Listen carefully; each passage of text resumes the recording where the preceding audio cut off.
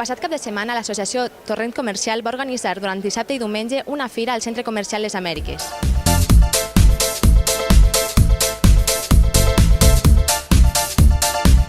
Soy Gracia Costa, represento a la asociación Torrent Comercial.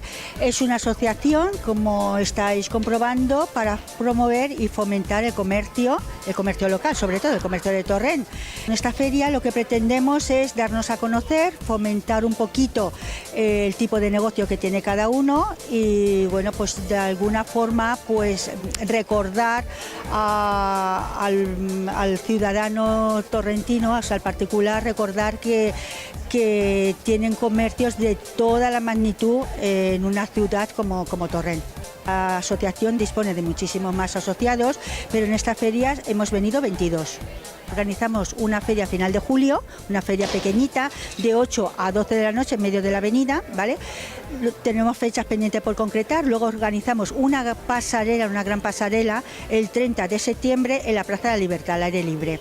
Luego tenemos otra feria, pendiente por cerrar días, en diciembre, la Feria de Navidad. ¿Por qué habéis decidido montar un stand en Torrent Comercial? Para darnos a conocer con toda la población de Torrente y el resto de comerciantes. Abrimos todos los días del año para todos los vecinos del pueblo y de los alrededores. Empezamos desde los cafés, almuerzos, meriendas, helado, podéis degustar cualquier batido de cualquier sabor. Gin tonics, tenemos una variedad de más de 30 ginebras, premium, muchísimas tónicas para poder combinar los gin tonics. Podéis disfrutar en nuestro local todos los días. Diversos comerços i negocis de la ciutat van oferir una mostra de productes i serveis amb descontes. ¿Por qué es para vosotros importante esta feria? Pues es importante porque resulta que nosotros tenemos bajo en el pueblo un comercio que se llama Diamante Negro, y a consecuencia de esto, pues al poner aquí en los mercaditos nos hace que nos conozca más gente a nivel de la tienda de abajo.